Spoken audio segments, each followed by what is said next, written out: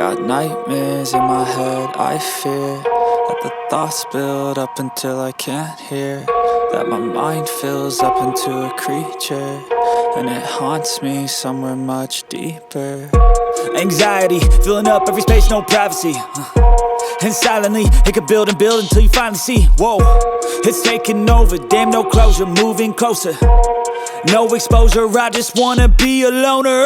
Some can't stay sober, looking over all their shoulders, like moving boulders just to get out of the home. It sucks, I've had enough, I don't wanna feel the stuck under the rug, all my problems that I shove.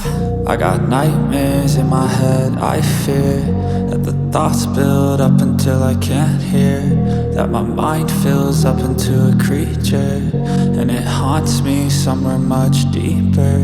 I got nightmares in my head, I fear that the thoughts build up until I can't hear, that my mind fills up into a creature, and it haunts me somewhere much deeper.